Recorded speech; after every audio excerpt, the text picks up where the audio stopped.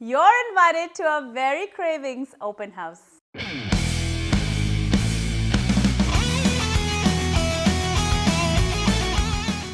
This holiday, I'm making a bunch of treats for an open house. There's going to be something for everyone.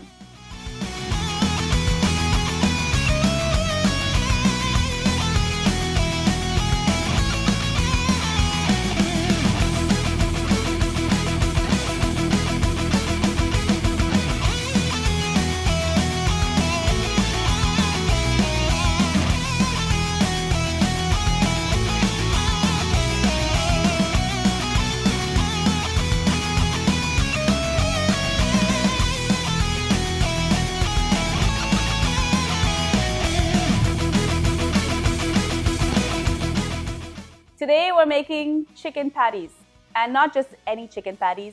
These are the kind of patties that you get in the bakeries back home in Mumbai. They are delicious little circles of puff pastry, and there's a very simple chicken filling in the center. Before I go any further with this recipe, do make sure you subscribe to my channel and ring the bell so you're notified every time I upload a new video. And watch right till the end of this video and click on the playlist. I'm going to add all of the other recipes that I've made in this series. Now, let's get started.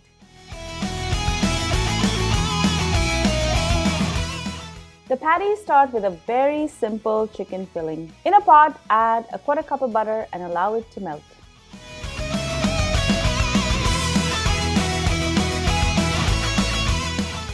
I'm going to add 2 tablespoons of flour and I'm going to mix it vigorously to make a roux.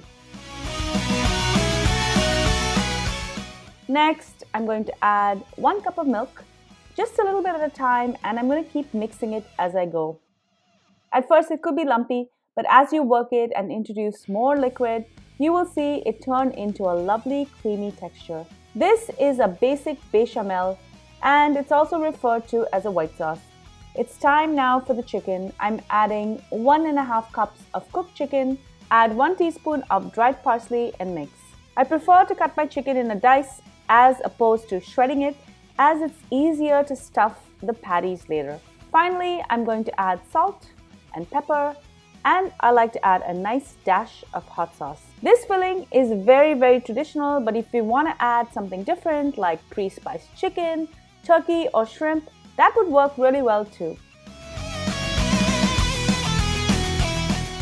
It's really best to work with a cold filling as it thickens up. So I'm going to stick this in some Tupperware and I'm going to stick this in my fridge and allow it to chill.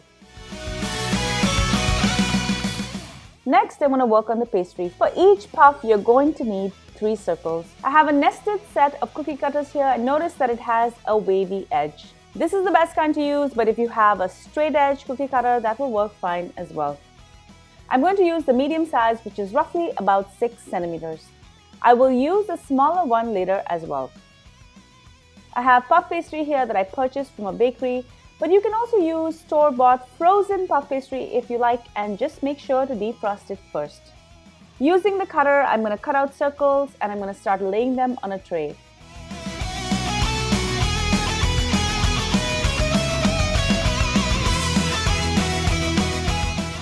I'm going to make 12, and for 12, I'm going to need 36 circles. As I cut these out, I tend to stack them, so I make sure I have 3 for each.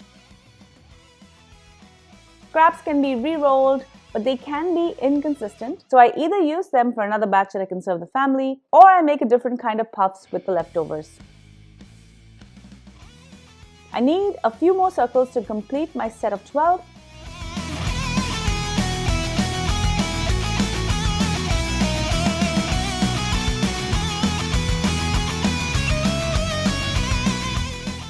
The circle shape is quite traditional, but if you prefer a square shape as it's more practical, you can just cut these out into squares as well.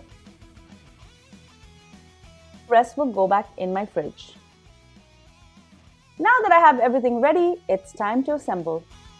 I like to work with 1 tray at a time, so I will make 1 tray now and the next one later for a total of 24 patties. The filling should be just about enough for these. Brush egg wash on the first circle. You really only need it on the edge for this one, but it's really easier to go right across. Using 2 teaspoons, I'm going to add the chilled filling to each one. Place the second disc on top, and with my fingertips, I'm going to gently press down, but not everywhere. I like to see some of that filling come through as well. I'm going to brush with egg wash, and then I'm going to add the third and the final circle of pastry. Remember that small size cutter I kept aside? I'm going to use this to make a small indentation on the top of each. Next, using a fork, I'm going to gently prick the outer layer. Now, doing these two things will ensure that your last layer of pastry won't puff up like a dome in the middle, and it also looks really nice when it's baked.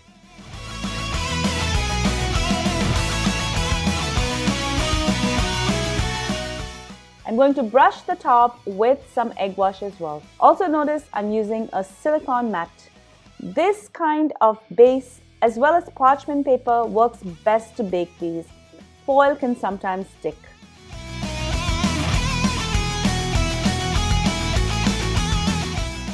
While you've been working on these patties, chances are that they've gotten to room temperature. For best rising results, put your tray back in the fridge and allow it to cool.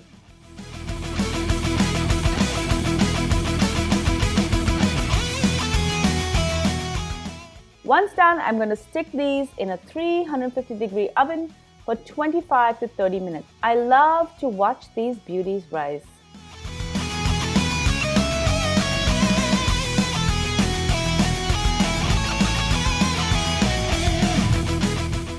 Once these are about 3/4 done, I'm going to pull them out really quickly and I'm going to brush them again with the egg wash. This gives the top a really nice golden yellow color, but also I have more surface area on the sides to brush with the egg wash, and this looks really gorgeous when it's finished. Back it goes in the oven for one last time, and once it's cooked, it's ready to serve. These patties are good as a snack or as an appetizer. They're delicious, and I promise you, you can't eat just one.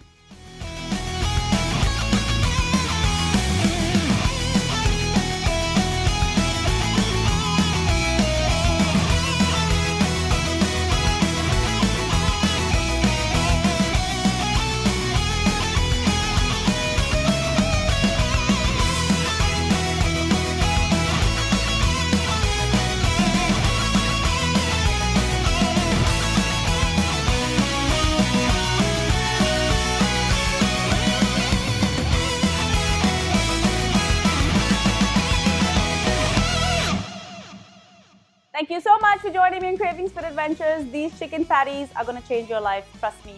Make sure you subscribe to my channel, guys. Do share my channel as well as my videos with your family and friends, and ring the bell so you're notified every time I upload a new video. And don't forget, I am running a giveaway on my channel till the end of the year. This includes a box full of my favorite ingredients, including a Cravings apron and a mug. So all you need to do is comment on any video with the hashtag Cravings, and you will be entered automatically for your chance to win. All of the details are in the description. And make sure to follow me behind the scenes on all of my social channels. I'm on Facebook, Instagram, Pinterest, and Twitter. Until I see you next time, take care. Happy holidays.